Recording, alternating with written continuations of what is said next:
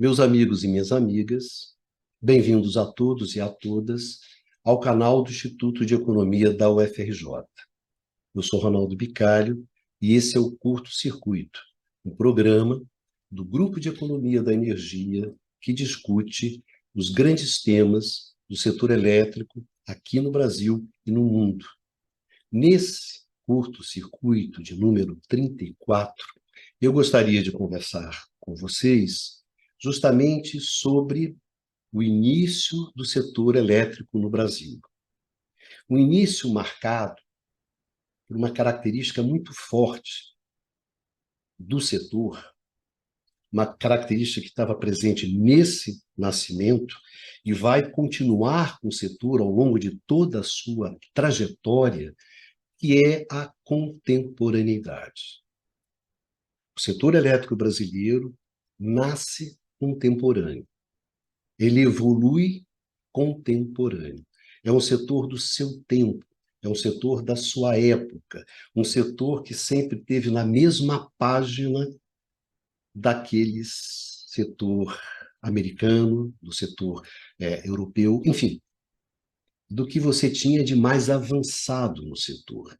Nós sempre tivemos atualizados. Essa é a grande característica do setor elétrico brasileiro desde o início, a sua contemporaneidade. Nós somos o setor da nossa época, do nosso tempo. Nós nunca fomos um setor atrasado, não. Fomos sempre um setor atualizado. Essa é uma característica muito importante para a gente entender a evolução do setor elétrico brasileiro, para a gente entender como é que nós chegamos até aqui. Então, nesse curto circuito, eu gostaria justamente de conversar sobre esse tema com vocês. Mas antes disso, eu gostaria de conversar sobre o curto-circuito. Uma coisa pequena, uma coisa que nós estamos fazendo, que a gente espera que contribua para que vocês possam aproveitar mais o curto-circuito. O curto-circuito, nós já temos 30, com esse, né? Esse é o 34º programa. Então, a gente já tem um certo acervo, né, de discussão sobre o setor elétrico, e a gente decidiu organizar esse acervo de tal maneira que vocês possam aproveitar mais aquelas informações que estão justamente disponíveis no curto-circuito. Em primeiro lugar, gente, o curto-circuito, ele foi concebido justamente para ser um curso continuado sobre o setor elétrico. Um curso prolongado, uma conversa prolongada, continuada sobre o setor elétrico. E de forma a enriquecer a análise e facilitar a compreensão de vocês sobre um tema tão complexo como é o setor elétrico, o curto-circuito ele se organizou em blocos de programas, blocos que têm abordagens distintas sobre o mesmo tema, que é o setor elétrico. Então, a gente tem um bloco de programa que a gente chama de curto-circuito notícias, que é justamente aqueles programas que discutem os principais eventos que estão acontecendo no setor, aqui e no mundo. Temos também um curto-circuito questões-chave, que procura analisar as questões fundamentais que estão presentes, né, no debate do setor. Além desse curto-circuito notícia, desse curto-circuito questões chaves, a gente tem também o curto-circuito evolução, no qual a gente vai debater os grandes acontecimentos, as grandes decisões e os grandes embates, né, que marcaram a evolução do setor. Temos também o curto-circuito política energética, que aborda os grandes temas da política energética e os seus desdobramentos, né, sobre o setor. E, por último, o curto-circuito entrevistas, no qual a gente conversa com os especialistas sobre aqueles temas relevantes do setor. Então, a gente procurou estruturar os programas de acordo com esses eixos analíticos, com esses eixos estruturantes, com formas distintas de abordar o mesmo tema para tornar mais fácil para vocês. Então, de agora em diante, na descrição de cada um dos programas, vocês vão encontrar justamente em que bloco se encontra aquele programa, aquele curto-circuito. E junto, também outra informação, que são todos os programas que pertencem àqueles blocos, né? Então, a gente espera que isso ajude a vocês a aproveitarem mais o curto-circuito e as informações que a gente vai montando nesse acervo de discussão sobre o setor elétrico. Então, dito isso, gostaria de lembrar isso para vocês. Assistir o curto-circuito é como você assistir um curso sobre o setor elétrico. Essa foi a ideia da gente, de trazer as informações que permitam vocês entender o que acontece no setor e quais são as implicações desses acontecimentos sobre a vida de vocês. Então, essa era a informação que eu queria trazer inicialmente para vocês, né? A gente resolveu estruturar mais ou menos o acervo que a gente tem dessa forma para facilitar um pouco a vida de vocês. Bom, nesse curto-circuito de número 34, nós vamos discutir justamente o início do setor elétrico no Brasil. É um curto-circuito evolução. Nós já fizemos 3 programas sobre esse bloco. Nesses 3 programas, nós discutimos exatamente o nascimento do setor elétrico no mundo. Como é que você estabeleceu um padrão técnico, econômico, institucional, ali no nascimento do setor, num período que vai do final do século XIX até os anos 30, nos Estados Unidos, que é onde você funda o setor elétrico, onde você cria o setor elétrico, onde você cria a indústria da eletricidade, como a gente conhece. Então, justamente esses 3 programas, o curto-circuito número 10, o curto-circuito número 20 e o curto-circuito número 26, cobrem esse período. No curto-circuito 10, a gente tem justamente o estabelecimento da base técnica, centrada na opção do sistema único, como forma de explorar ao máximo as economias de escala e de escopo, e dessa maneira jogar os custos lá para baixo, as tarifas lá para baixo, e viabilizar o acesso para a sociedade de um insumo, que era a energia elétrica, que ela desejava profundamente naquele momento, naquela virada de século. O curto-circuito número 20 vai discutir a base econômica, focando no monopólio, na criação do monopólio, na institucionalização do monopólio, que é chave justamente para quê? Para viabilizar as economias de escala e de escopo, para levar essas economias de escala até o limite. E no curto-circuito 26, a gente vai discutir o quê? A base político-institucional, a presença do Estado, o Estado que entra justamente para fazer a coordenação dos interesses, a coordenação política e institucional que viabilizasse justamente aquela base técnica e aquela base econômica, né? Se sustentando na essencialidade da energia elétrica. Energia elétrica é um insumo essencial para o bem-estar e para o desenvolvimento econômico, e também, por outro lado, na excepcionalidade, no fato do mercado elétrico ser um mercado excepcional, peculiar, diferente dos outros. Então, para você garantir o acesso da sociedade a esse bem essencial a partir de um mercado que era muito peculiar, era necessário a presença do Estado. Então, essa discussão está justamente no curto-circuito 10, no curto-circuito 20 e no curto-circuito 26. O que é que nós vamos fazer hoje? Nós vamos fazer justamente trazer essa discussão para o Brasil. O que nós vamos contar hoje é como é que isso bateu no Brasil. Como é que nós lidamos com isso? Como é que foi o início do nosso setor? E como esse início foi muito marcado por essas coisas que estavam acontecendo justamente nos Estados Unidos, mas foi muito simultâneo, muito junto, né? Nós estivemos muito junto nesse processo. Daí que a gente chama atenção a contemporaneidade. Gente, nós estávamos na mesma página, nós estávamos no mesmo tempo.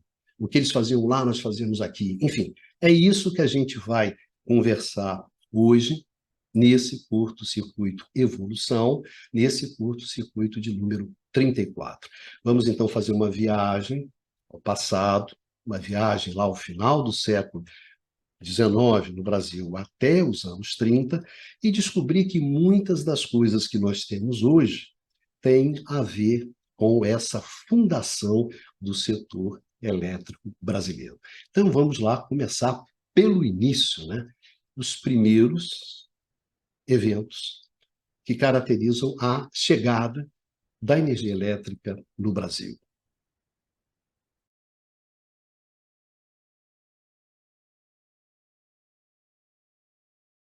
Em outubro de 1879, o Edison apresentou o seu sistema de iluminação, apresentou a sua lâmpada. E, no final do mesmo ano, em dezembro de 1879, o Edison fez uma exibição pública e iluminou todo o Menlo Park. O Menlo Park era justamente o laboratório, né? A casa, na verdade, onde ficava o laboratório do Edison, né? O seu centro de pesquisa. Um dos primeiros centros de pesquisa tecnológica do mundo foi exatamente o Menlo Park. Então, no final de 1879, o Edison iluminou o Menlo Park. Pois bem, no início de 1879, para ser exato, em fevereiro de 1879, no Brasil, nós iluminamos a estação central da Estrada de Ferro Dom Pedro II, que é a atual Central do Brasil. Fizemos isso no início de 1879. E para isso a gente usou aquela lâmpada que era disponível naquele momento, que era a lâmpada com arco voltaico. Isso era a lâmpada que você dispunha. Nota bem, nós estamos no início de 1879 e a lâmpada do Edison só vai aparecer em outubro de 1879. Então, no mesmo ano que o Menlo Park foi iluminado lá nos Estados Unidos pelo Edison, nós iluminamos aqui a Central do Brasil. Em setembro de 1882, o Edison vai inaugurar a primeira central elétrica americana de serviço público, que é justamente a Pearl Street Stations, em Nova York, Manhattan, no Distrito Financeiro, setembro de 1882.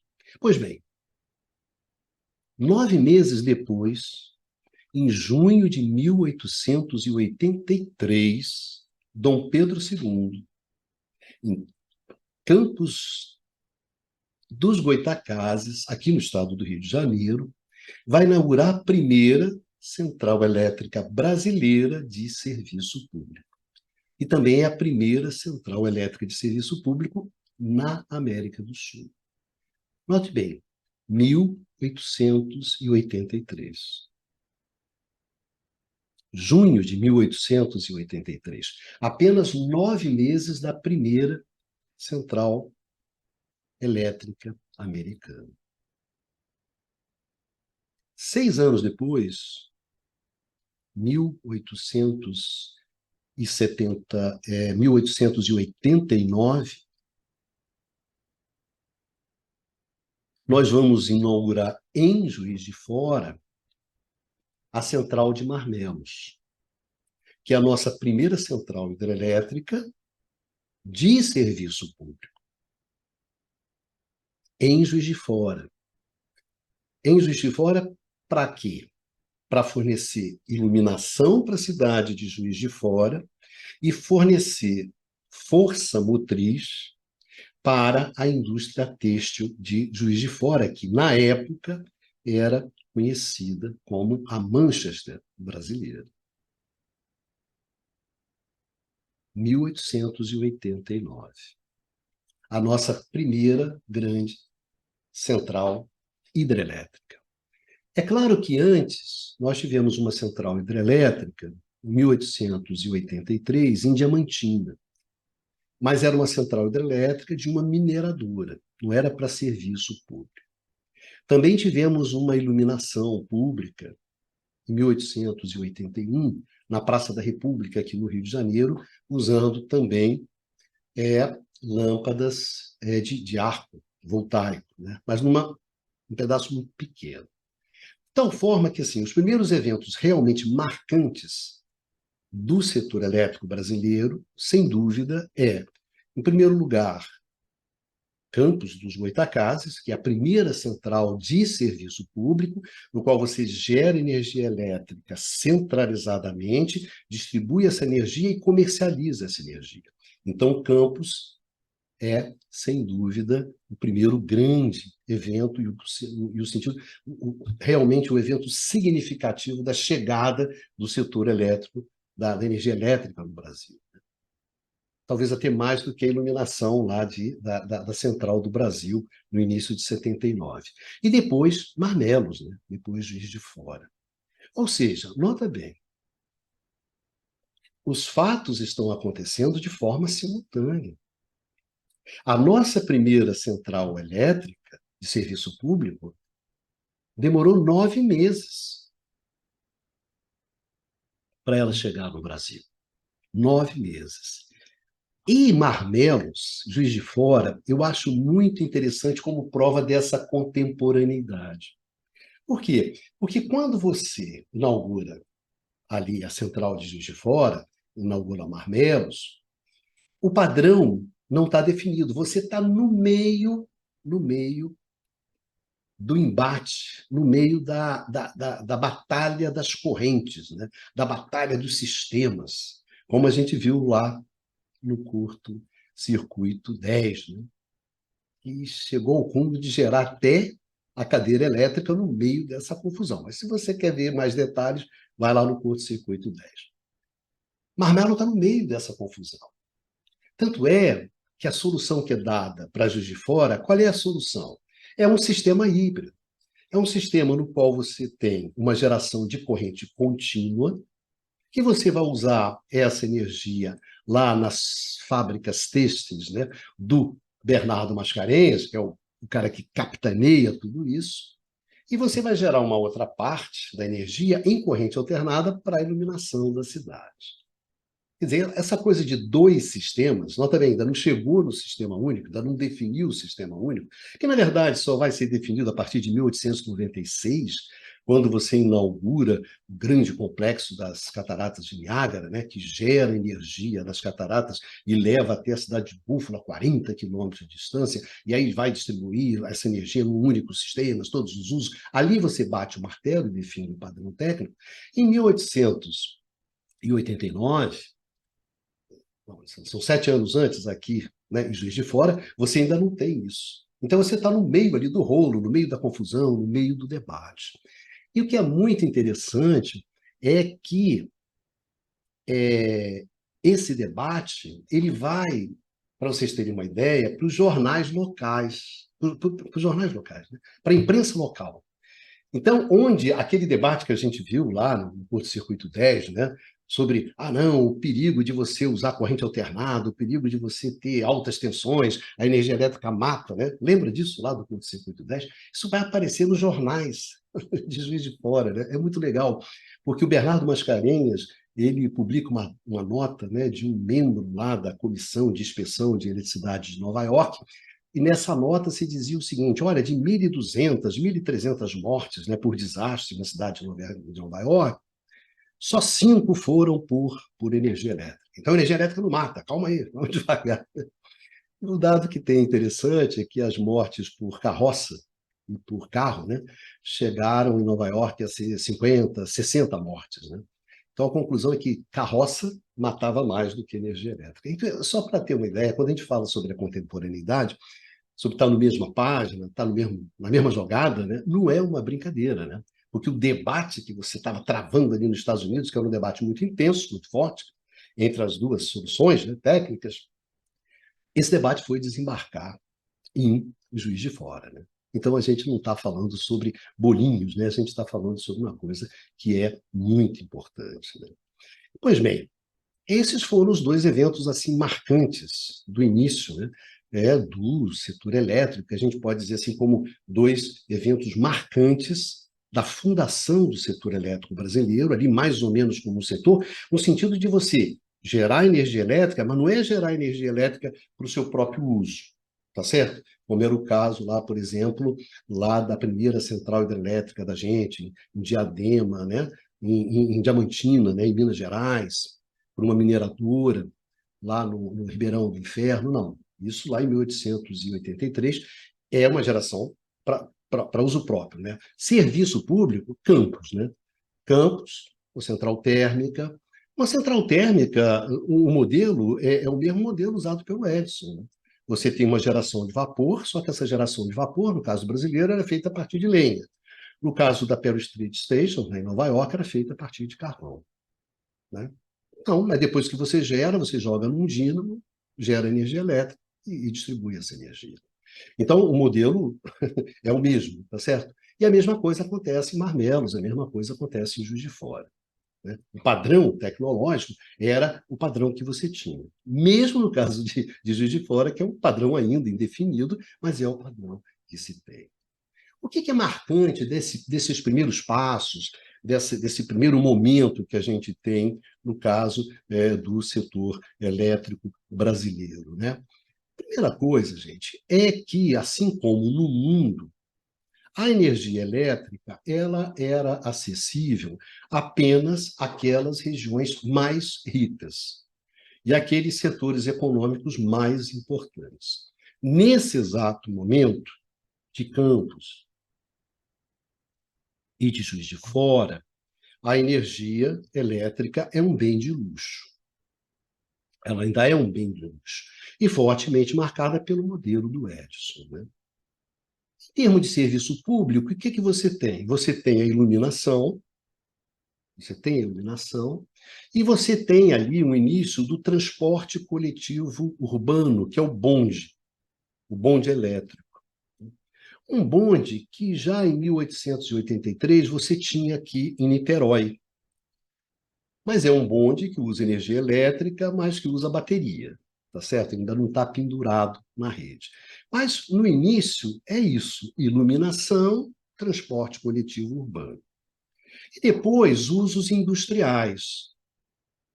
Quem vão ser as indústrias que vão usar no Brasil inicialmente a energia elétrica? Usinas de açúcar, moinhos de cereais e a indústria de fiação e tecelagem.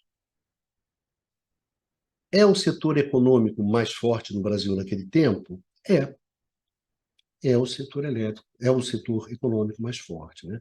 A usina de açúcar, que produz para o mercado interno e para o mercado externo, né?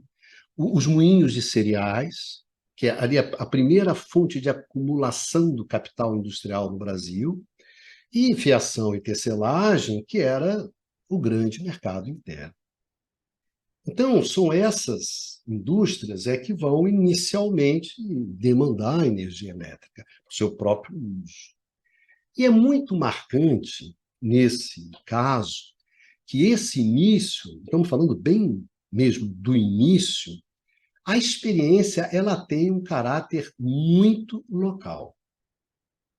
Ela tem uma experiência local. Quer dizer, são regiões ricas, essas centrais é fruto da ação de empresários, né, ligados ao setor agrícola, ao setor comercial, pouco ao setor industrial, setor financeiro, que essas atividades desses caras tinham a ver, de alguma forma, com aquela localidade. Então, você vem e coloca ali a central, traz a energia elétrica. É uma prova de riqueza, de desenvolvimento econômico, de abundância desses caras e daquela região. Nesse exato momento, a gente não pode dizer que você tem um padrão técnico, um padrão organizacional, um padrão institucional definido, porque você também não tem no setor elétrico mundial. Então, nós não temos, mas o mundo também não tem. Então, nesse exato momento, não dá para se falar sobre a existência de um setor elétrico brasileiro. Você ainda não tem uma indústria elétrica, você não tem um padrão técnico, um padrão tecnológico, um padrão de financiamento dessa atividade. São justamente os primeiros passos, né? E tem algumas coisas que eu acho muito interessante sobre essa experiência, para a gente ter uma noção um pouco do que é o Brasil, essa relação brasileira com a contemporaneidade, com a modernidade. Eu acho o caso de Campos um caso muito interessante. Por quê? Campos é uma região rica. Sim, é uma região rica. Da onde é que vem a riqueza de Campos? A riqueza de Campos vem da indústria açucareira. Campos era, assim, a terceira economia açucareira do Brasil. Então tinha peso, era uma região rica. Mas nessa atividade açucareira, o que você encontra? Como você encontra no Brasil? Estamos em 1883, em Campos dos Goytacazes. É um país onde vigora a escravidão. Vigora a escravidão. Uma parte dessa riqueza açucareira, ela é obtida a partir do trabalho escravo. Então, se por um lado você tem toda a contemporaneidade, toda a modernidade tecnológica que a energia elétrica traz, por outro, você tem a completa extemporaneidade social, né? Que é a presença da escravidão. Eu acho que é muito interessante essa combinação, né, do máximo da modernidade tecnológica, que era a energia elétrica naquele momento, e o máximo de atraso social, que era a escravidão, e convivendo ali em Campos dos Goytacazes, no Brasil. Isso fala um pouco, eu acho que fala muito sobre nós, fala muito sobre nós, esse desembarque da modernidade no meio da riqueza, mas no meio do atraso. Então, acho que isso é um traço interessante do início nosso, né? Um outro traço fundamental, que aí é da energia elétrica, quando a gente fala sobre a contemporaneidade, que é realmente estar muito atualizado, e que foi uma característica da energia elétrica. Por exemplo, se a gente pensa na iluminação a gás, a iluminação a gás demorou 50 anos para chegar no Brasil. Então, a gente não pode falar de uma contemporaneidade da iluminação a gás, né? Demorou 50 anos. No caso da eletricidade, demorou, se a gente pensar em Perovskite Station e Campos, demorou 9 meses, né? Então, não eram mais décadas, eram meses. Então, sem dúvida, a energia elétrica, em termos desse par e passo, dessa atualização, dessa contemporaneidade da agenda, sem dúvida, ela foi bastante peculiar, ela foi bastante importante. Então, eu acho que esses são dois traços que eu acho interessante dessa experiência, né? É a força da contemporaneidade, a força do avanço tecnológico, de estar atualizado tecnologicamente de um lado, o atraso social da escravidão por outro, né? E essa coisa muito forte de uma contemporaneidade, em termos de agenda. Era isso que eu gostaria sempre de marcar inicialmente com vocês. A agenda ela é contemporânea. Nós estamos na agenda. Vamos enfrentar problemas na hora de implementação dessa agenda? Sem dúvida que vamos. Vamos por quê? Porque os nossos recursos não são os mesmos recursos dos caras. Recursos técnicos, gerenciais, financeiros, institucionais. O Estado americano não é o Estado brasileiro. Certo? Nossa capacitação tecnológica não é igual à capacitação dos caras. Então, na hora de implementar a agenda, claro que você vai ter descompassos naturais em função dessa simetria, dessa diferença de recursos. Mas a agenda, aonde a gente tem que ir, o que a gente tem que procurar e que recursos a gente tem que reunir, isso era bastante atualizado e bastante contemporâneo. Isso já marca desde o início, desde a chegada. Agora, nós ainda não temos uma indústria, porque você ainda não tem um padrão, ainda não tem um setor elétrico no mundo, ainda. Quando é que a gente passa a ter uma indústria elétrica. Que a gente pode dizer que a gente passa a ter um setor elétrico, de fato. Quando é que começa a experiência? Essa experiência ela começa justamente com o desembarque da Light, uma empresa canadense, em São Paulo, em 1899. E é isso que a gente vai ver a seguir. O início do setor elétrico brasileiro, o início da indústria elétrica brasileira. E, mais uma vez, na mesma página, na mesma jogada, no mesmo compasso, junto, simultâneo, o que os caras estão vivendo lá, o que nós estamos vivendo aqui. Vamos lá, ver então, né? O início, a fundação do setor elétrico brasileiro, agora como indústria, um padrão técnico, um padrão econômico, gerencial, institucional. Aqui é que começa, de fato, o jogo. Quando? Quando a Light desembarca em São Paulo. Vamos lá.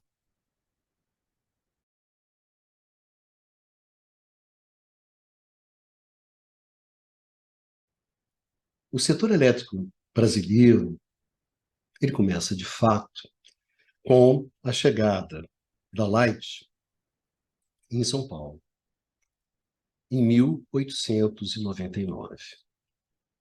Então, em 1899, é criada a São Paulo Railway Lighting Power Company Limited. Ela é criada no Canadá. Ela é criada no Canadá. E vai prestar serviços em São Paulo. O que a Light vai oferecer? A Light vai oferecer iluminação, vai oferecer energia para a força motriz e também vai oferecer o serviço de transporte coletivo, usando energia elétrica, né, que era o bonde elétrico. Então, ela desembarca em São Paulo justamente para oferecer esses serviços, em 1899. Em 1904, a Light ela desembarca no Rio de Janeiro. Então é criada a Rio de Janeiro Tramway Light and Power Company Limited, que era a Light Rio. Então a Light ela vai ocupar o Rio de Janeiro e São Paulo. Na verdade, os dois maiores mercados que você tinha no Brasil. Em 1912, o que a Light vai fazer? Ela vai criar a holding, reunindo a Light São Paulo e a Light Rio, que é a Brazilian Tractions Light and Power Company Limited, que é a holding. Ou seja, a Light é uma empresa holding, que eram exatamente a forma como você estava organizando o setor elétrico, o negócio nos Estados Unidos. Em 1927, a gente vai ter um outro evento importante, que é o desembarque de uma empresa americana, dessa vez, não é canadense como a Light, que é a American Foreign Power, a ANFOR. A ANFOR era o braço externo da Bond Share Corporation americana. No Brasil, desembarque em 1927. Então, essas duas empresas estrangeiras, a Light e a Anfor, elas vão marcar o quê? Elas vão marcar a fundação do setor elétrico brasileiro. Então, a primeira fase do setor elétrico brasileiro, que vai até 1930, é marcada, essa primeira fase ela é marcada fortemente pela presença dessas duas empresas, a Light e a Anfor. Qual é o contexto internacional? Qual é a contemporaneidade? Toda.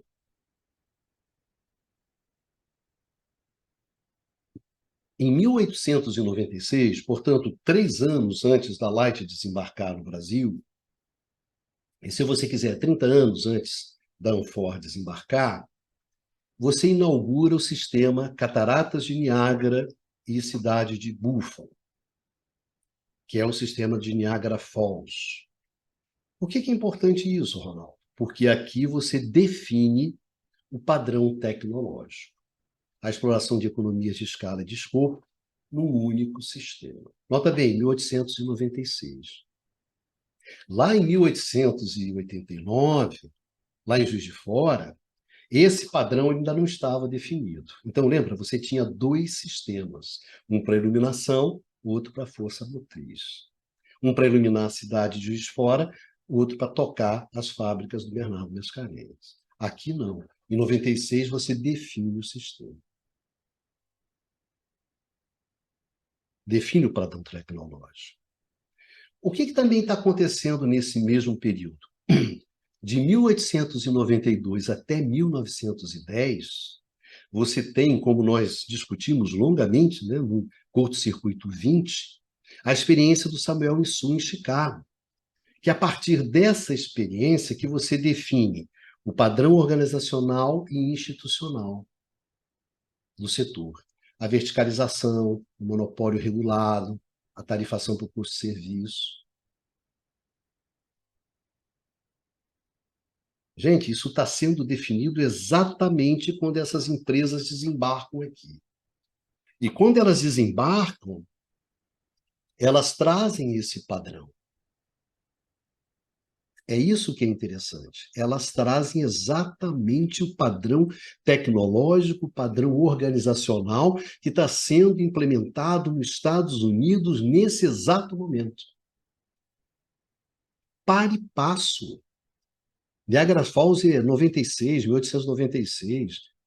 A Light está desembarcando aqui em 1899, 3 anos depois. A experiência de Insul, 1892 até 1910. Gente, tudo isso está acontecendo simultaneamente. E essas experiências estão sendo incorporadas. E são incorporadas no setor elétrico brasileiro através da Anfor, através da Light. É contemporâneo, sim, é no mesmo tempo, é na mesma jogada, é no mesmo compasso, é junto. Como é que vai ser a experiência da Light? O que a Light vai fazer aqui? O que é importante da Light é que ela detém o controle dos dois mercados elétricos mais importantes do país, Rio de Janeiro e São Paulo. E um fato que é chave para a gente entender a contribuição da Light e a evolução do setor elétrico brasileiro. De imediato, a Light parte para implantar os grandes projetos hidrelétricos, que para a época já eram grandes projetos hidrelétricos. Em 1901, a usina de Parnaíba, 2.000 quilowatts. Marmelos, Juiz de Fora, é 250 quilowatts. Campos é 52 quilowatts. Parnaíba, em 1901, é 2.000 quilowatts. Fontes, em 1908, é 12.000 quilowatts. A Henry Borden, de 1926, é 44.000 quilowatts. Então, a Light já parte para os grandes projetos hidrelétricos. A Anfor é diferente. Por que a Anfor é diferente? Porque, quando ela desembarca, os dois grandes mercados, né, estamos falando de 1927, que é Rio e São Paulo, já estão sob o controle da Light. Então, o que a Anfor vai fazer? Ela vai para as capitais. Ela vai para as cidades mais importantes dos demais estados. Né? E ela faz uma coisa que é diferente da Light. Ela vai adquirindo aquelas empresas que existem. Né? Porque você tinha muitas pequenas empresas, muitas pequenas centrais. Então, a Anfor, ela vai justamente adquirindo tudo isso. Então, a Anfor ela vai ter um papel muito importante na difusão de um padrão técnico, gerencial e financeiro do setor elétrico. Né? Porque ela ficou com um monte de ativos que eram tremendamente heterogêneos, não é isso? E ela tem que organizar aquilo, ela tem que dar uma lógica técnica, gerencial, financeira, contábil aqui. Então, ela foi muito importante justamente na difusão de padrão técnico, gerencial, financeiro, contábil, dentro do setor elétrico. A Anfor foi uma grande escola dos engenheiros brasileiros. Mas são duas dinâmicas completamente diferentes, né? Elas são dinâmicas diferentes. Por quê? Porque se a Light está no Rio de Janeiro, a Anfor vai para Niterói, do outro lado da Bahia. E é claro que isso vai definir. Agora, tem uma coisa importante também quando a gente olha para esse momento. Pois bem, então o que aconteceu nesse momento? Você tem as duas empresas rodando, né? Qual é a primeira questão marcante para o setor elétrico brasileiro, que advém muito do movimento forte da Light na construção de centrais hidrelétricas, que é a predominância da opção hidráulica. Gente, a Light, ela desembarca no Brasil em 1890, ali, na virada, no início do século XX. 10 anos depois, 80% da capacidade instalada brasileira já era energia hidrelétrica. Se em 1900, quando a Light desembarcou no Brasil, metade era hidrelétrico, metade era térmico, ali em 1900, 10 anos depois, já é 80%. E ali ficou, nos 80. Em 1920, 80% da capacidade instalada hidrelétrica. 1930, 80% da capacidade instalada hidrelétrica. Então, na verdade, o Brasil ele só foi térmico, se você quiser, até ali 1890, 1900, né? Já em 1900 já era pau a pau, meio a meio. Então, a nossa opção hidráulica, gente, é desde o início. O setor elétrico brasileiro já nasceu, se a gente considera justamente a partir da experiência da Light, da Anfor, que é ali que a gente tem um setor elétrico, já nasceu hidráulico. Nós já nascemos hidráulicos. Foi uma opção desde o início explorar, né, o potencial hidráulico. E nisso a Light foi muito importante. Por outro lado, a gente tem uma grande concentração regional.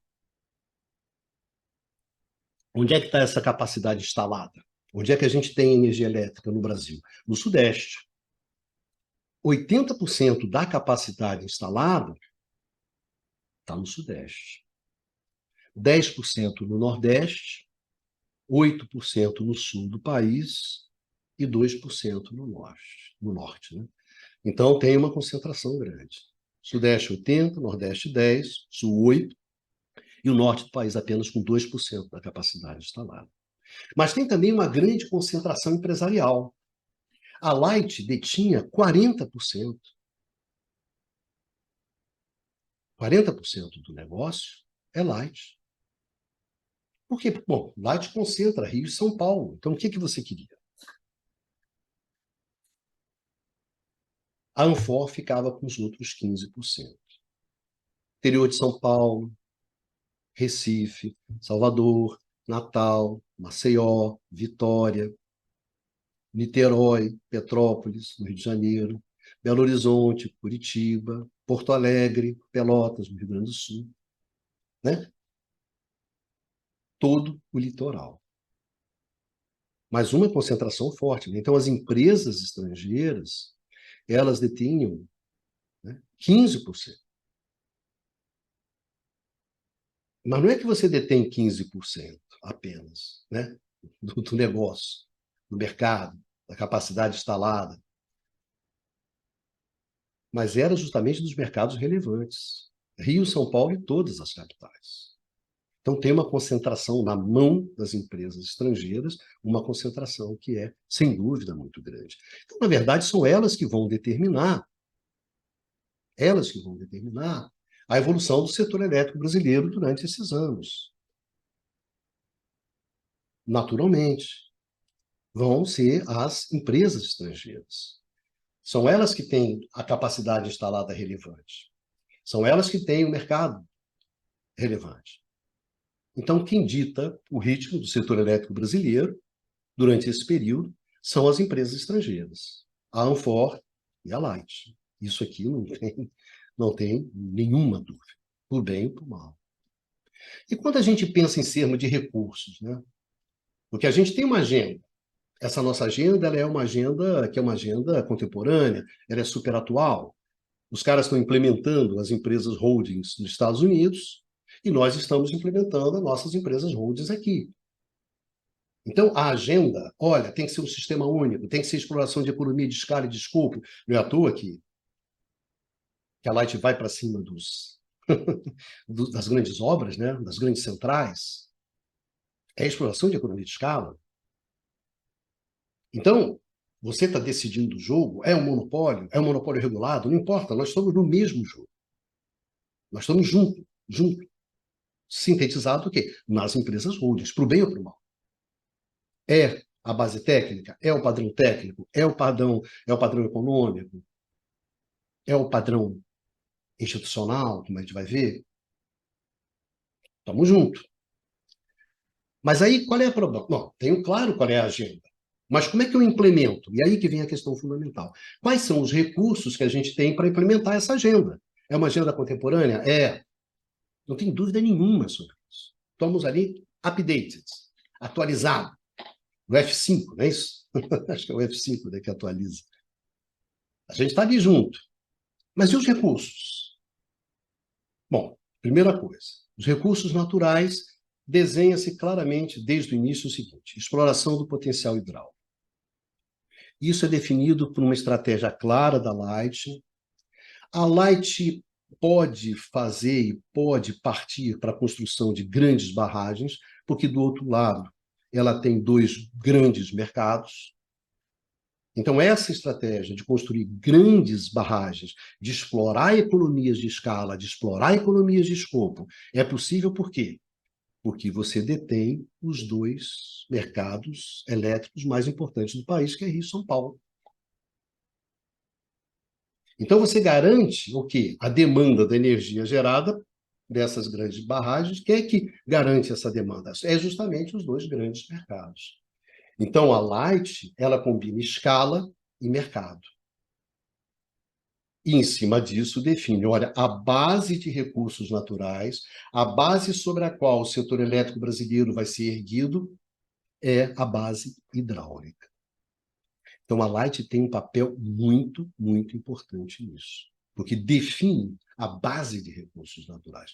Pois bem, potencial hidráulico nós temos, isso a gente tem, então vamos explorar. E quando a gente pensa em termos de recursos técnicos, em termos de recursos gerenciais, onde nós fomos buscar esses recursos? Justamente nas empresas estrangeiras. São elas que detêm a capacidade técnica do setor, são elas que detêm a capacidade gerencial do setor. Ou seja, são recursos estrangeiros. E os recursos financeiros? Também são os recursos dessas empresas estrangeiras.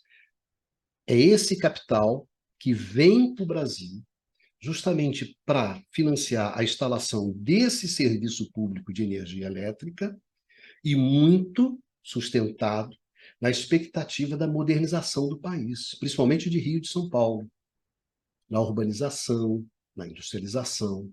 Essas empresas apostam nisso. Então, esses recursos vêm. O que não tem nada de mais, né? É um movimento que, nesse exato momento, você observa do capital estrangeiro, internacional, indo para esses países justamente para implementar o quê? Implementar infraestrutura. Tudo certo. Mas olha só, são recursos estrangeiros. Eu tenho recursos estrangeiros em moedas fortes, em libra, em dólar, e por outro lado eu tenho uma receita, que é uma receita na moeda local, em cruzeiro. Como é que se faz? E numa moeda que se desvaloriza frente a essa moeda estrangeira. Como é que eu resolvo isso e como é que isso foi resolvido? Isso foi resolvido através da cláusula ouro. Qual era o objetivo da cláusula ouro? O que era a cláusula ouro? A cláusula ouro, basicamente, é o seguinte: você tem a tarifa de energia elétrica e ela é parcialmente, né, definida em papel moeda, ou seja, na moeda local, e em ouro. E essa parcela ouro, ela é atualizada pelo câmbio médio mensal. Então, se a moeda local se desvalorizasse, a tarifa aumentava automaticamente. E esse reajuste era mensal. E indiscutível. Ia lá no jornal, via quanto era o câmbio, atualizava, atualizava a tarifa. Então, a cláusula ouro era fundamental para fechar esse financiamento externo, porque garantia, na verdade, no mínimo, uma parcela da tarifa, que essa parcela ela era consistente com o financiamento em moeda estrangeira. Essa era a cláusula ouro. Então, ela atende as empresas estrangeiras, mediante atualização tarifária, justamente face àquela desvalorização da moeda. E fazendo isso, ela permitia que essas empresas estrangeiras cobrissem os seus encargos financeiros externos e remetessem os dividendos para as matrizes. Então, o recurso financeiro é estrangeiro e você compatibilizou isso através da cláusula 1. Então, os recursos técnicos eram das empresas estrangeiras, os recursos gerenciais eram das empresas estrangeiras, os recursos financeiros também eram das empresas estrangeiras. Em termos de recursos institucionais, Ronaldo, olha só, em termos de recurso institucional, político-institucional, olha também o seguinte: não há nenhuma, nesse momento, não há nenhuma legislação específica para regular o serviço elétrico. Não há. Cada concessão é uma concessão, cada contrato é um contrato. E o poder concedente, ele depende do caso. Quer dizer, é local, é local. Então, pode ser o governo municipal, pode ser o governo estadual e pode ser o governo federal, mas só no caso do Distrito Federal. Então, isso que é importante, quer dizer, você não tem uma legislação, você não tem uma legislação específica para o serviço elétrico nesse momento. Você resolve em cada caso, em cada concessão, em cada contrato, em cada municipalidade, em cada governo estadual. Cada caso é um caso. Então, esse que é a situação.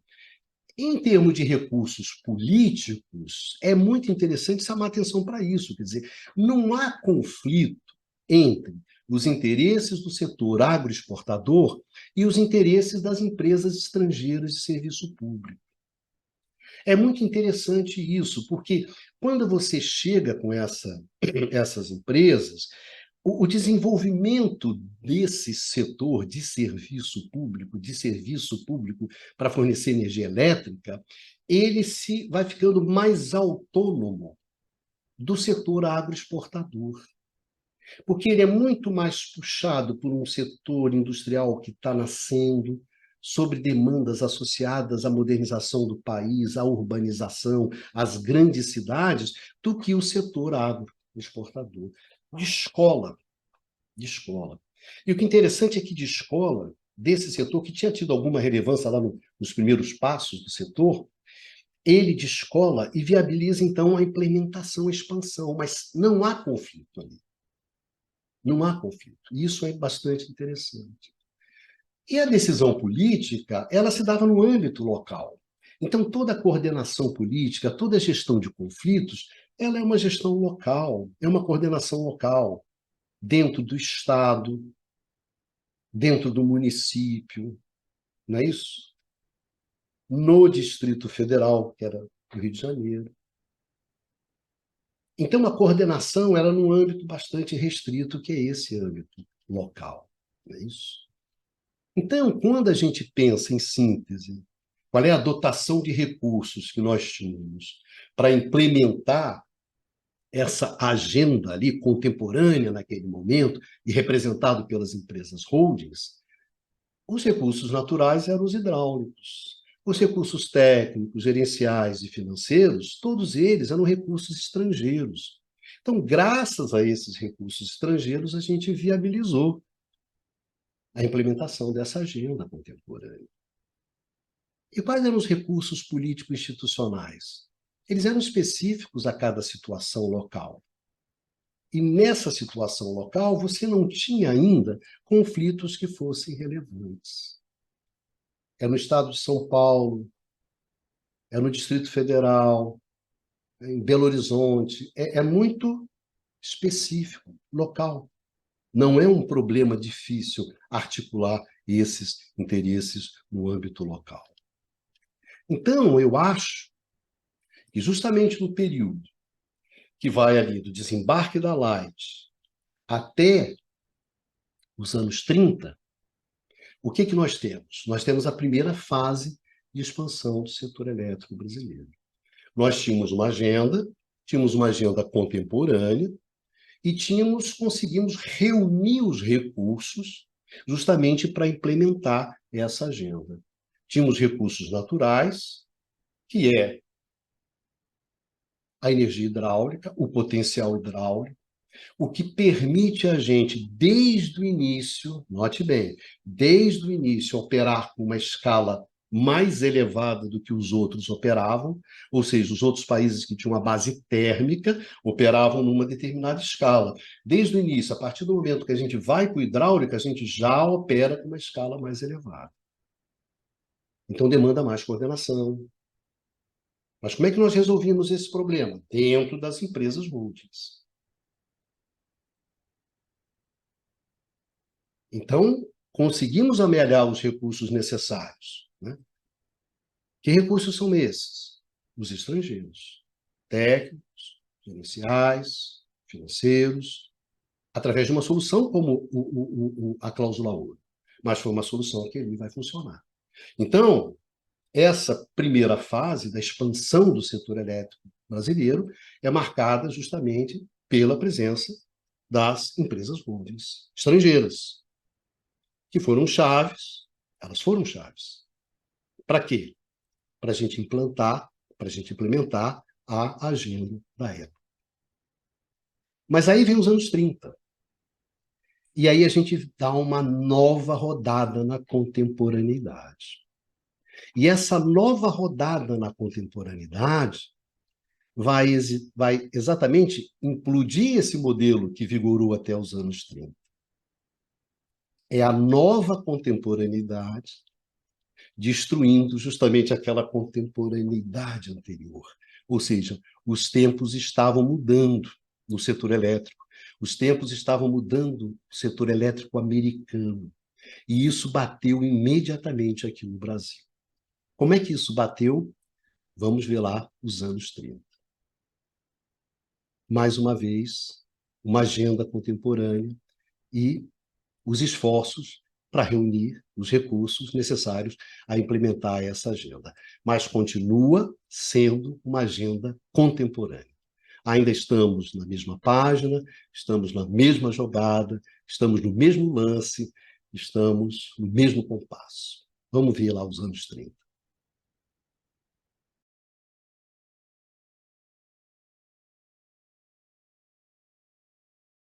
O mundo gira e a Lusitana roda. A evolução do setor elétrico, ela segue no mundo. Novos eventos, novas questões são colocadas. E essas novas questões, elas vão rebater no Brasil. Também vão desembarcar aqui. O que estava acontecendo no mundo, principalmente na indústria americana, no setor elétrico americano, justamente ali nos anos 30? O que está acontecendo nos anos 30, nos Estados Unidos, a partir do embate que vinha se desenvolvendo desde os anos 20, como nós vimos lá no nosso curto-circuito 26, é justamente a intervenção do governo federal na indústria elétrica americana, tanto como produtor quanto como regulador.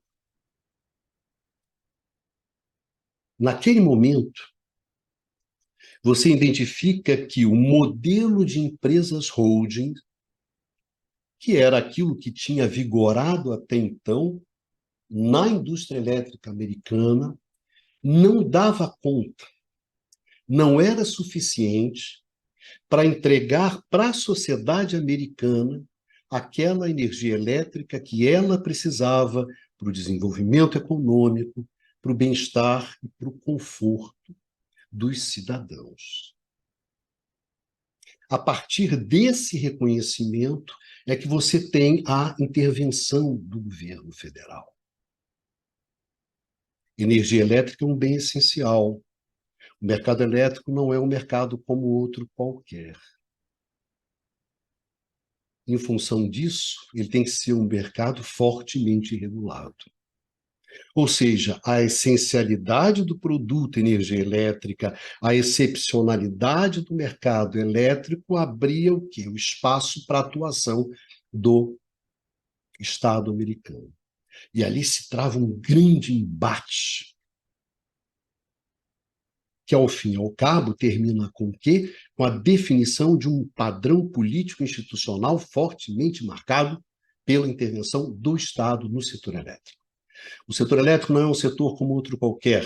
O mercado elétrico não é um mercado como outro qualquer. A energia elétrica não é uma mercadoria como outra qualquer. É essa a intervenção. Esses são os anos 30. Então, você vai ter uma intervenção regulatória muito forte, que é feita em 35, a partir da lei federal, que intervém fortemente nas atividades ligadas à energia elétrica, que é o Public Utility Holding Company Act. Ou seja, é o ato federal das companhias holdings. Então, aqui você tem uma intervenção feita pelo governo Roosevelt, que tinha deixado muito claro nas eleições de 33 que faria essa intervenção. Isso vocês podem ver lá no Curto-Circuito 26. Todo esse debate, toda essa discussão, que é muito, muito interessante. Então, tem essa intervenção regulatória muito forte.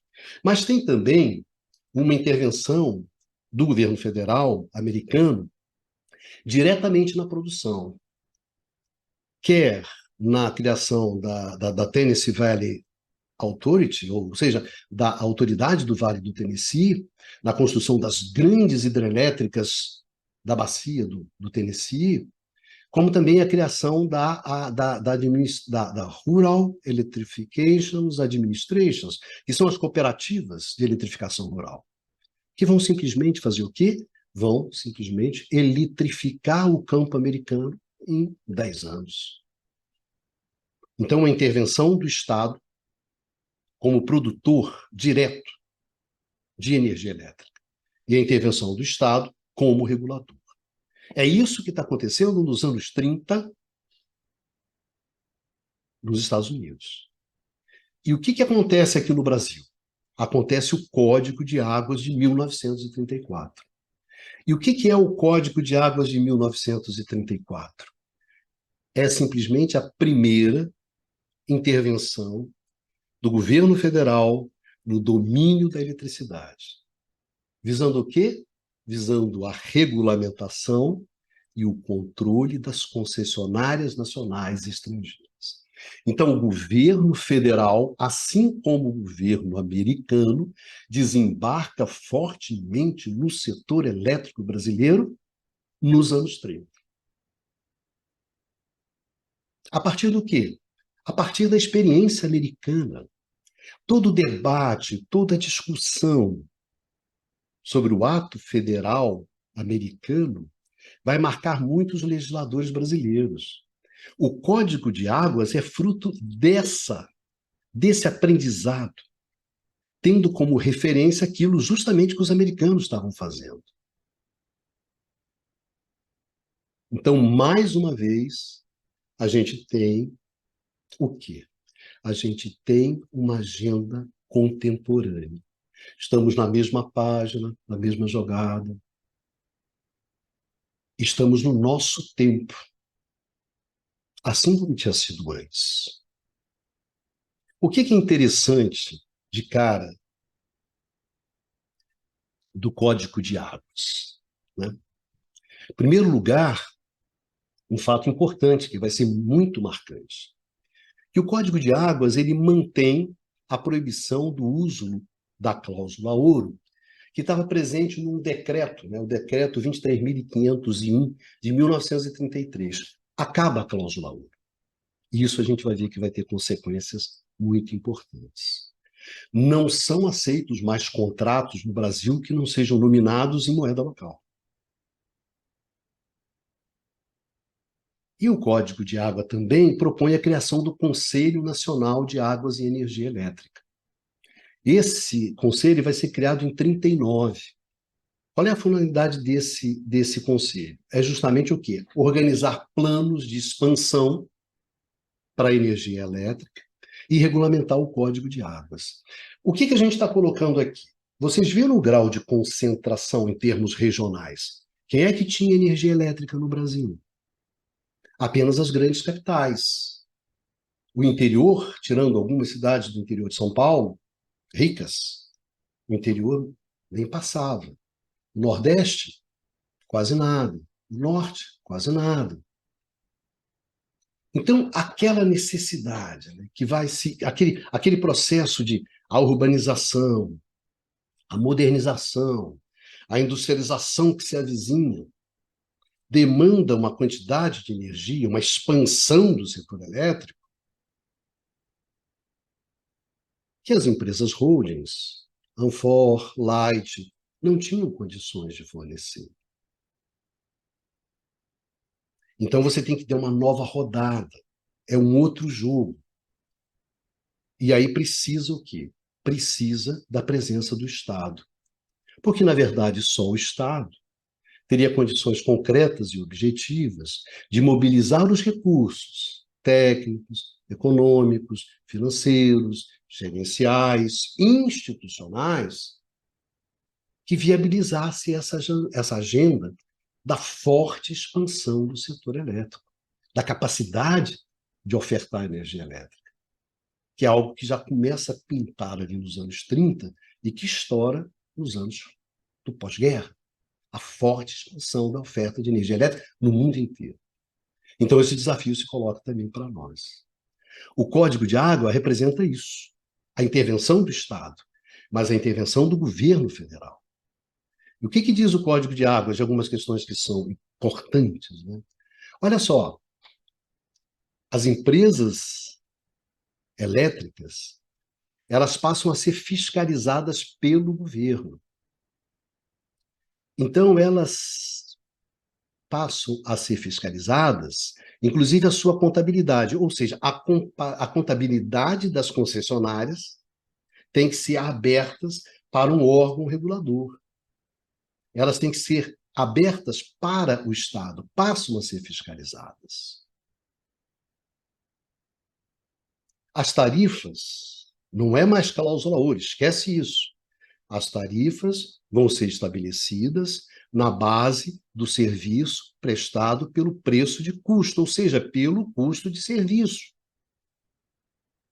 A tarifa ela tem que cobrir o custo de operação, tem que cobrir o custo de manutenção e dar uma determinada remuneração para o capital que foi investido nessas empresas. É tarifação por custo de serviço, e isso está no Código de Águas. Como é que você vai remunerar? Como é que você vai avaliar o capital que foi colocado naquela empresa? O Código de Águas define que, olha, o capital das empresas ele vai ser avaliado na base do custo histórico. E é interessante que você começa a definir uma remuneração do capital que, na verdade, só vai ser definida lá em 1941, que você diz o seguinte, olha, a remuneração do capital vai ser 10%. Eu garanto uma remuneração de 10% do seu capital.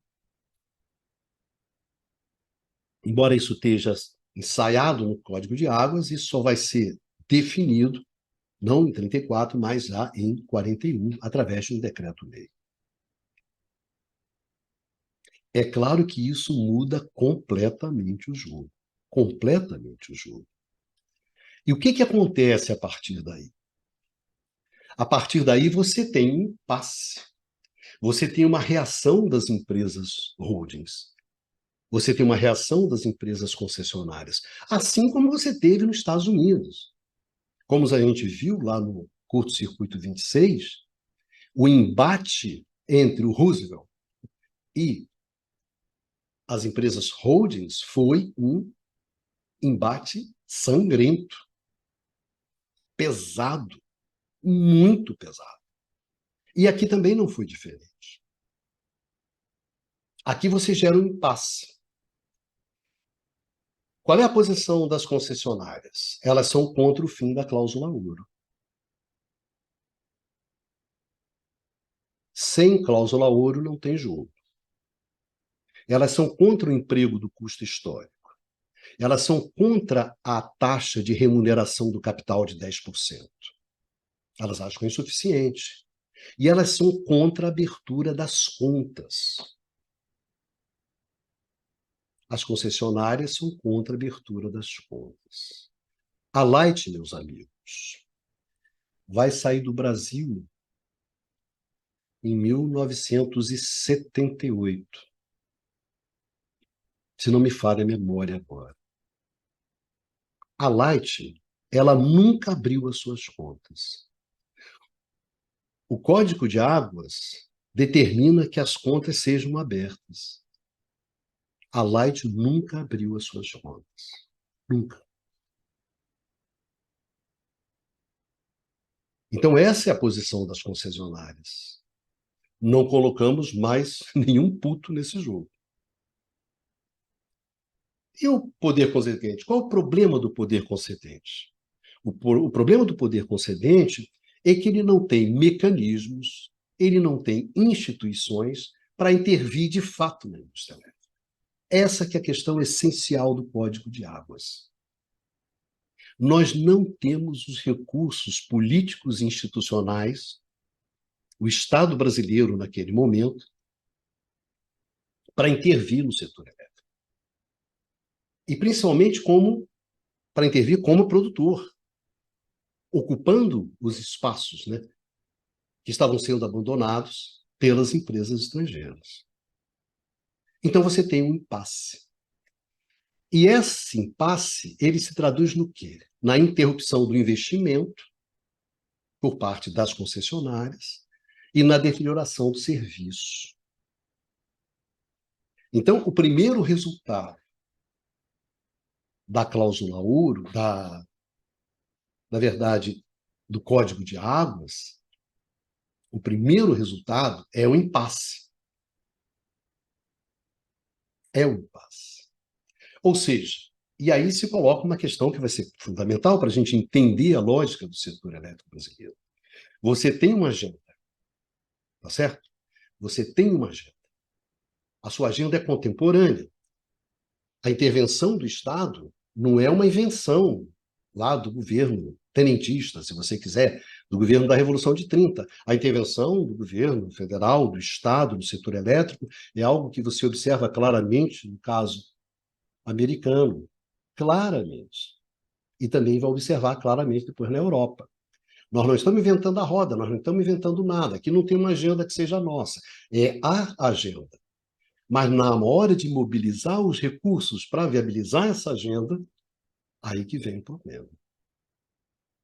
A começar pelos recursos financeiros, né?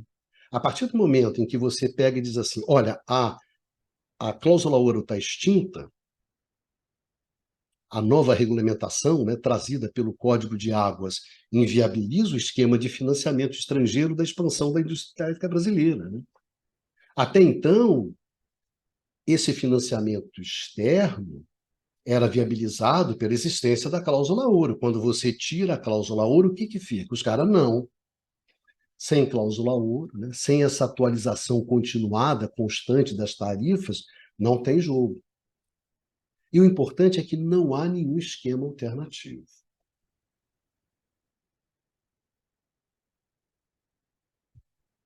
Não há. Então, o que que acontece? Porque aqui se trata de uma questão objetiva, que era dos recursos institucionais. Passa a existir uma legislação federal específica para regular o serviço elétrico? Sim, é verdade. Passa a existir. Todas as concessões têm que se adaptar a essa legislação? A princípio, todas as concessões. Lembra que você tinha a concessão mais variada? Tem a concessão que é municipal, tem a concessão que é estadual, tem a concessão que é do Distrito Federal. Todas elas têm que seguir o Código de Águas. E dentro disso, o governo federal passa a ter um papel-chave na regulação do serviço. E o que acontece em termos objetivos de recursos políticos? Aqui é interessante. Aqui você passa a ter um conflito. Você tem um conflito entre o poder concedente e as concessionárias estrangeiras. Claramente. Porque o poder concedente passa a ser o quê? O governo federal. Então, você tem esse conflito entre o poder concedente e as concessionárias estrangeiras. Antes você não tinha. Porque o poder concedente era simplesmente o quê? O poder concedente era simplesmente local, municipal, estadual. Agora não, agora você tem um ente, que é o governo federal. Esse é o poder concedente. E, evidentemente, a partir do Código de Águas, estabelece o conflito entre o poder concedente, entre o governo central e as concessionárias estrangeiras, claramente. Você passa a ter também um conflito entre o governo federal e os governos estaduais, principalmente entre o governo federal e São Paulo. Porque até então, a solução paulista em torno da Light tinha funcionado. Tinha funcionado. Até então, a presença de uma empresa estrangeira como a Light tinha garantido a expansão do setor elétrico paulista.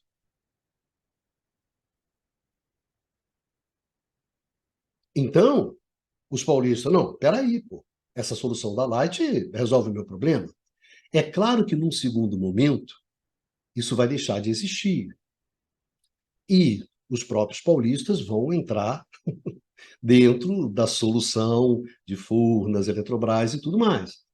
Mas nesse primeiro momento, ali nos anos 30, nos anos 40, tem o conflito entre o governo federal e esses governos estaduais que tinham se resolvido, bem ou mal,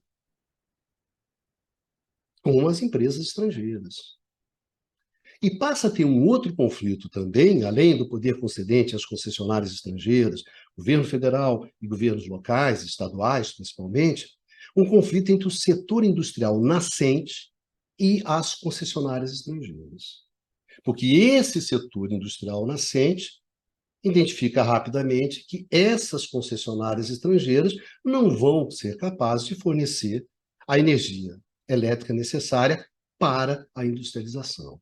E isso acontece principalmente fora de São Paulo, no Rio Grande do Sul, em Minas Gerais, pegando aqui o Sudeste.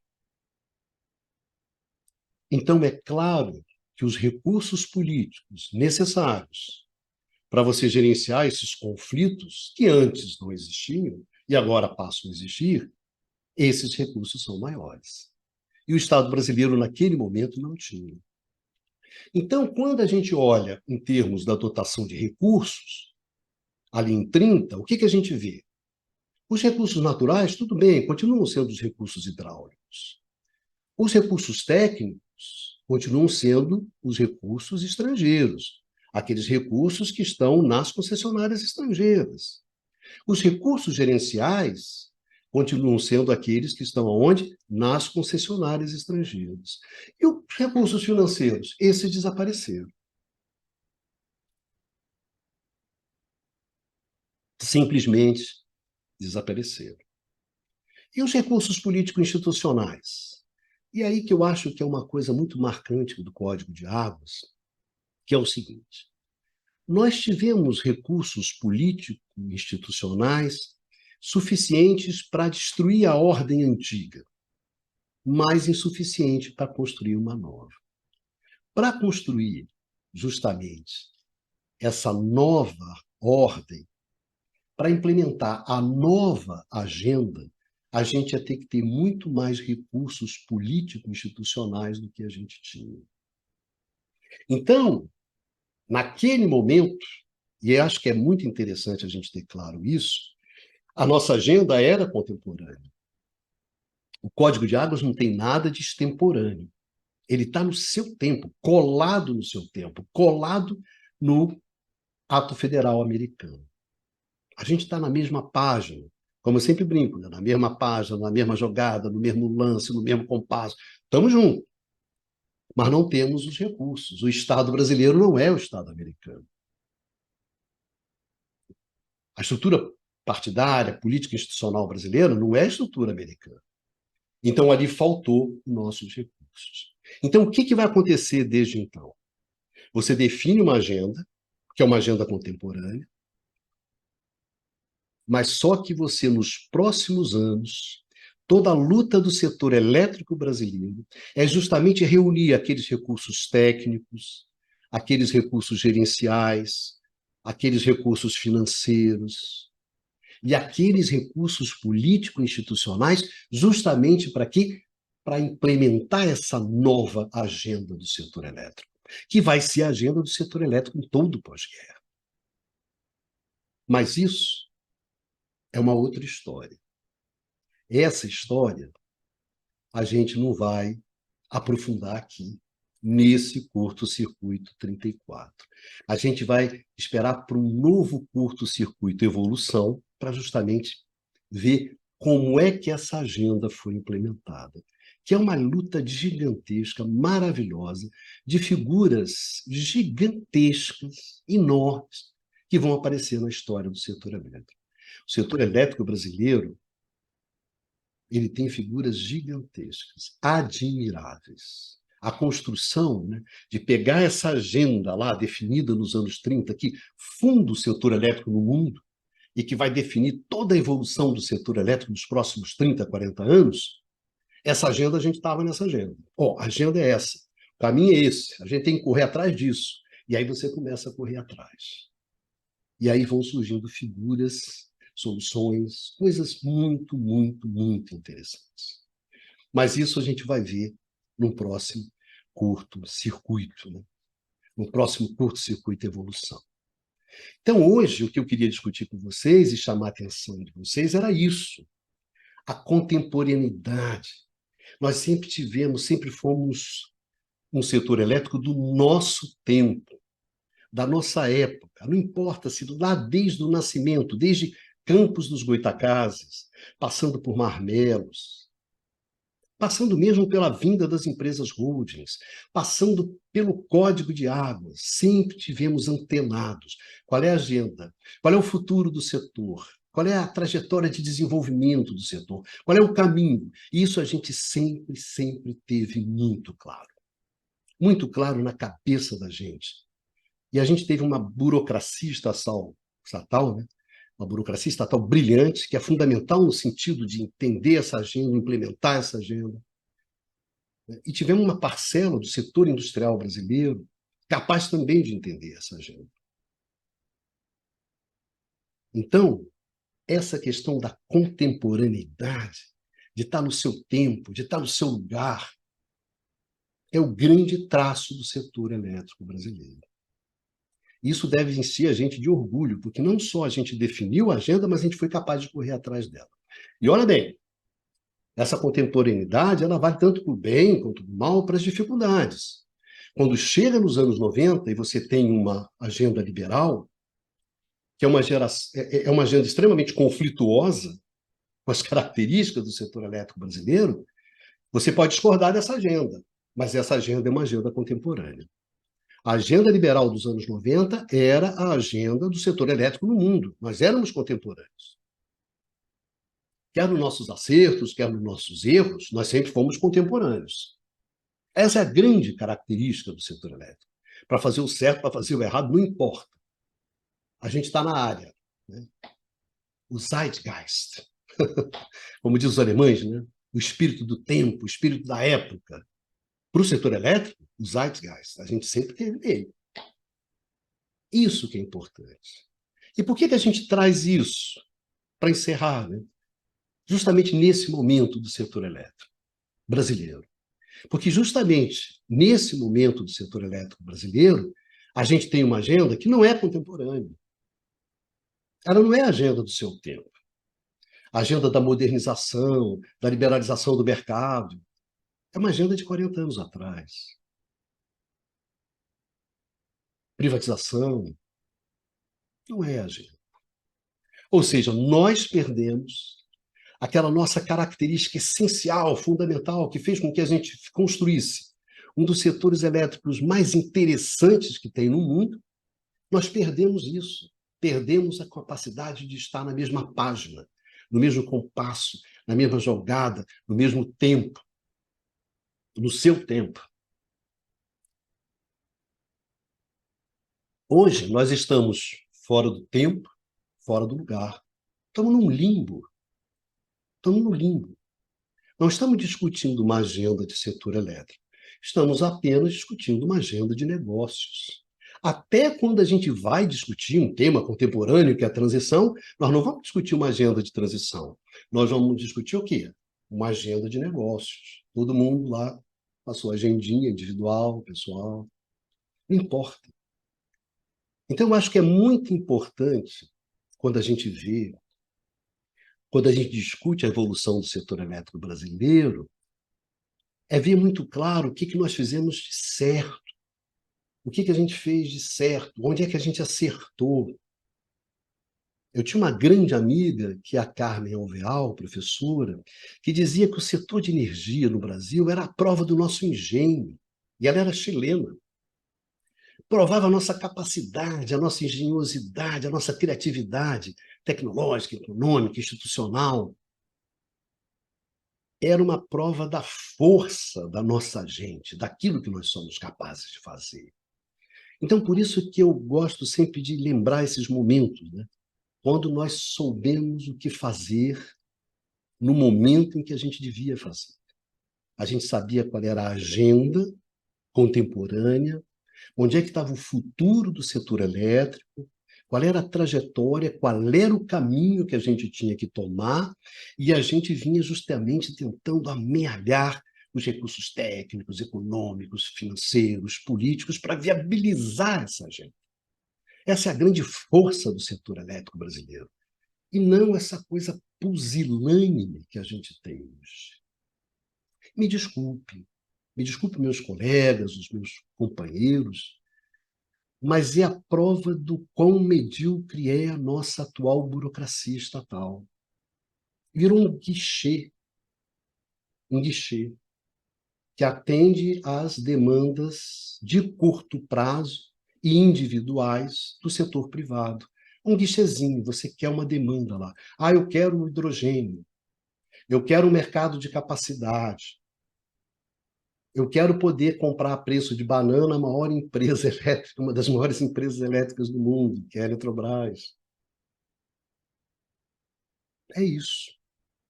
Uma burocracia estatal medíocre. Me desculpe, medíocre. Correndo atrás de mercados de capacidade para viabilizar os negócios da Eletrobras privatizada, dentro de um governo que é contra a privatização. É essa burocracia que a gente tem. Medíocre. Estou chamando a atenção de vocês? Estou mesmo. Por quê? Porque eu acho que vocês podem jogar mais do que isso, né? Como é que essa garotada não pode jogar mais do que isso? É claro que pode. Se eu estou chamando a atenção é porque eu acredito, né? Senão, nem chamaria atenção. Como eu não considero que é um caso perdido, vamos lá. Né? Tenha compostura. Se comportem como uma burocracia deve se comportar, seguindo os interesses do Estado brasileiro, e não do guichê. Tá o quê? Está querendo uma vaguinha depois lá? Quer deixar de ser procurador para depois virar vice-presidente jurídico? Essas coisas. É isso que vocês querem? É isso que é o seu grande futuro? A gente já teve uma burocracia estatal brilhante, vigorosa, capaz de construir um setor elétrico gigantesco como a gente construiu. Então é isso que eu estou chamando a atenção. Acredito. Então, estou chamando a atenção da garotada mesmo. Meu Deus. Qual é o destino de vocês? A referência de vocês são os meninos idiotas da Faria Lima? Poxa, o setor elétrico é muito mais do que isso, gente. Olha o tamanho disso. É muito mais do que esses idiotas. Então é isso. Eu gostaria de chamar a atenção de vocês, né? E para isso a gente fez esse programa, justamente sobre esse traço fundamental, contemporaneidade. O que falta na agenda do setor elétrico brasileiro hoje? Contemporaneidade. Qual é a grande agenda do setor elétrico no mundo hoje? Como é que a gente viabiliza essa agenda? Como é que a gente junta recursos para viabilizar essa agenda? Quais são as grandes vantagens que nós temos? Gente, é isso. Esse é o grande desafio.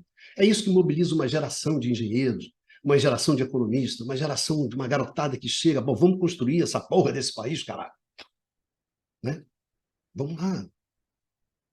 Nunca é tarde. Imagina, o país não acaba, não fecha. Então é isso.